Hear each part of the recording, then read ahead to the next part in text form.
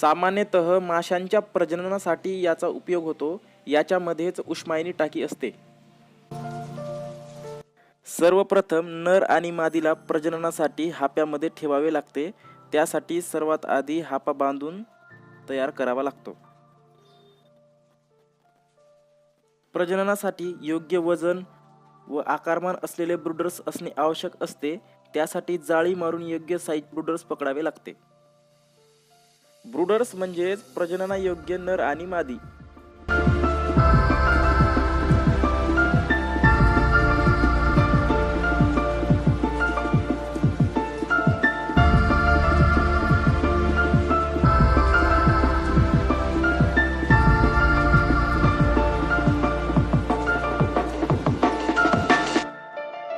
प्रजननासाठी मादी आणि नर ओळखून त्यांना वेगवेगळे करणे आवश्यक असते. इतर कामाचे नसलेले प्रजातींचे मासेही काढले जातात.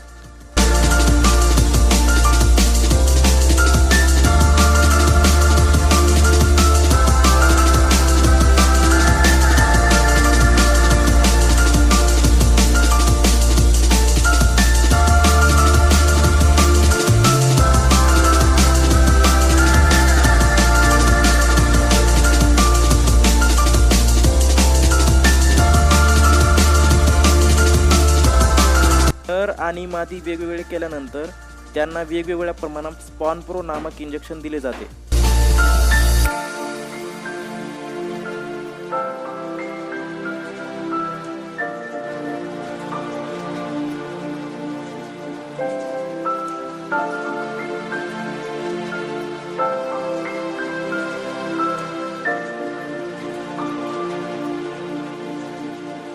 इंजेक्शन दिल्यानंतर एका हाप्यामध्ये एक नर आणि एक मादी असे एकास एक या प्रमाणामध्ये सोडले जाते. 18 ते 24 तासांमध्ये त्यांची पाहणी केली जाते. त्यावेळेस माशाने अशा प्रकारचे अंडे दिलेले असतात. ते लाखोंच्या आणि हजारोंच्या संख्येमध्ये असतात.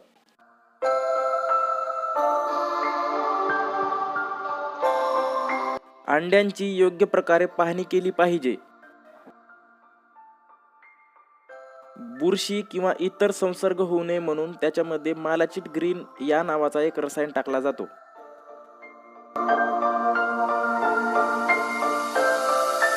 स्पॉनची म्हणजेच पिलांची वेळोवेळी पाहणी केली पाहिजे आणि त्यांच्यामध्ये काही फरक वगैरे किंवा काही परिणाम जाणवत असेल तर त्यांची योग्य काळजी घेतली पाहिजे.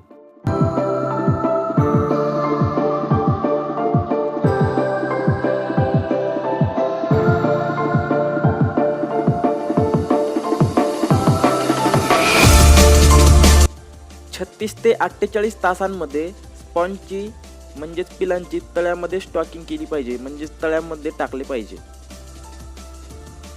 पिलांना तळ्यामध्ये टाकल्यानंतर त्यांची योग्य काळजी घेतली पाहिजे. त्यांना खाद्य वगैरे वेळोवेळी टाकले पाहिजे. काही काळातच या पिलांची बोटुकलीमध्ये रूपांतरण होते. पिलांची बोटुकलीपर्यंत वाढ झाली तर त्यांना पकडले जाते. बोटुकलीला बाहेर काढल्यानंतर त्याला बाहेरच्या तापमानाशी अनुकूल करणे गरजेचे असते. त्यासाठी पाणी शिंपडून किंवा पाणी हलवून वातावरणात करावे लागते.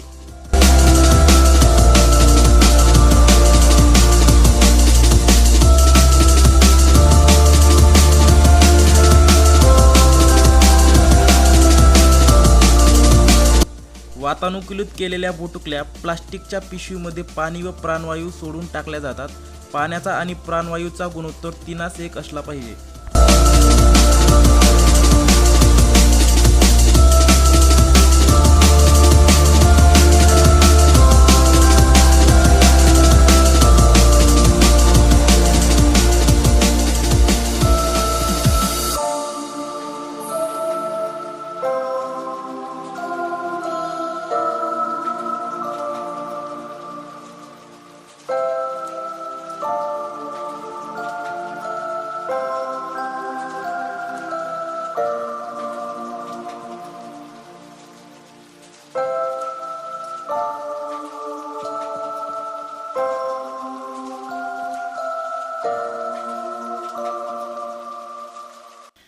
योग्य पॅकिंग झाल्यानंतर बोटुकल्यांना जेथील जलाशयात टाकावयाचे आहे तेथे नेले जाते.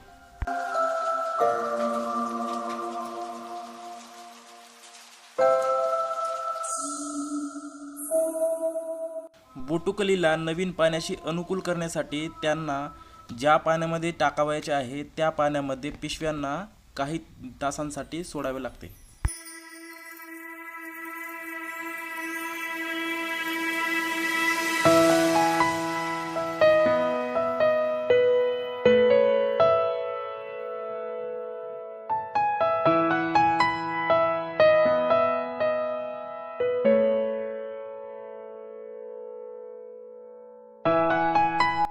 पिशव्यांना योग्य प्रकारे खोलून त्यामधील बोटुकल्या पाण्यामध्ये सोडल्या जातात.